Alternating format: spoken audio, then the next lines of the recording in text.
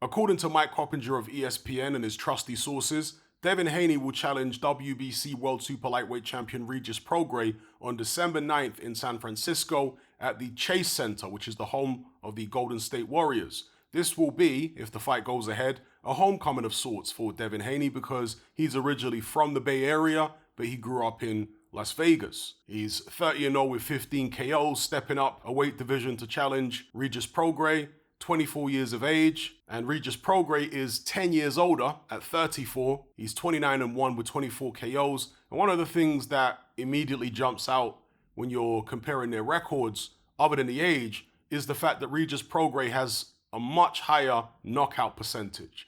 Do you think that Devin Haney is going to be able to outslick Regis Prograis, who didn't look particularly good in his last fight against Zorilla, who was a late replacement? In fact, some people thought that he was lucky to get the decision. It was a split decision. Some people think that Zorilla actually deserved to get the W in that fight.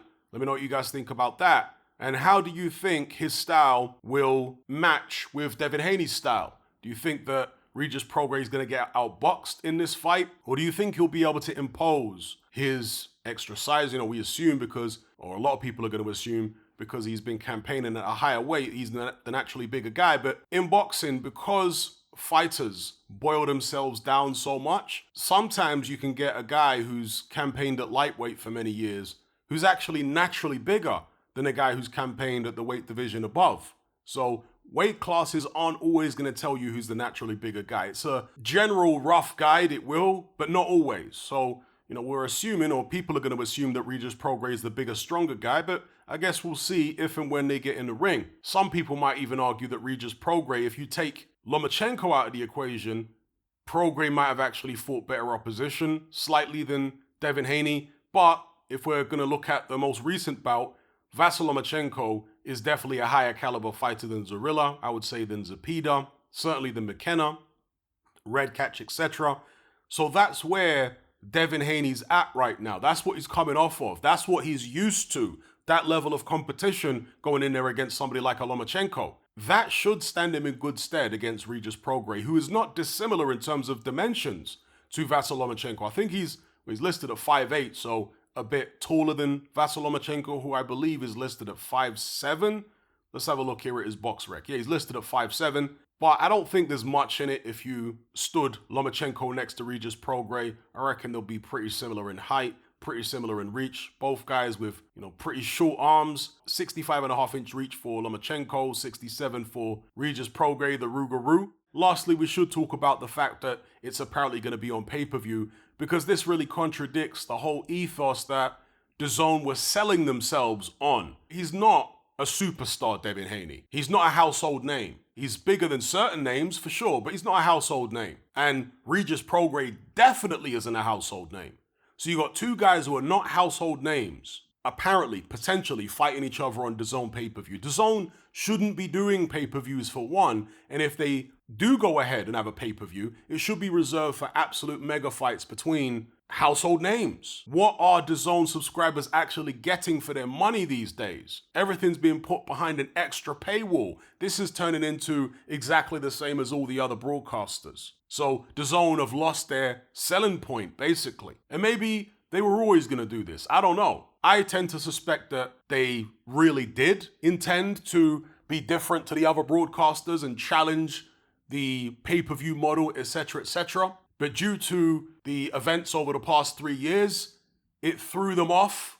It threw their plans off. It changed the boxing landscape. And also, DAZN didn't manage to acquire certain sports onto their platform. And in the UK market, they didn't manage to acquire BT, which would have given them a tremendous boost in terms of getting the Premier League and UFC and all that kind of stuff.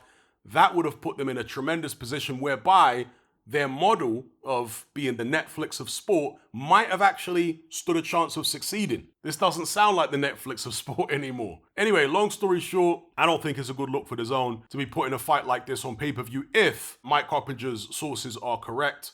But as far as the fight itself is a good fight, I very much look forward to it if it happens. I would have to probably lean towards Devin Haney in that fight, because I think that Regis Prograis, at 34 years of age, probably isn't at his best anymore. And I do think he can get out slicked He got dropped in his last fight. I don't think Devin Haney hits like the guy, Zorilla, who Regis Prograis just fought, but he's certainly got plenty of skills, and I think he can give Regis Prograis a real nightmare, a real headache with those long arms and that jab and all that kind of thing. So it'll be fascinating. I'm certainly not counting Regis Prograis out or writing him off, but I would lean towards Devin Haney. Let me know who you guys lean towards in the comment section below.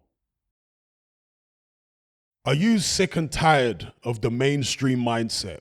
Does the dogmatic conformity and pathological ignorance have you tearing your hair out in frustration? Then don't be alone. Come and join our brotherhood on Patreon. We stand as a beacon of reason against an army of insanity. You'll gain access to my weekly topical podcast, where we take more deep dives than Jacques Cousteau on an endless variety of subjects. There's also videos, interviews, live Q&As, as well as a vast back catalogue of previous episodes, including my popular Confessions of a Nightclub Bouncer series. You can listen via the Patreon app or download in high-quality MP3. Connect with myself and hundreds of other members in our Element chat group. There's no contract, no commitment, you can cancel at any time, and it's cheaper than a Mickey D's McMuffin. Just head to my Patreon page via the link below this video and select the tier called the Brotherhood of Reason. I'll see you over there.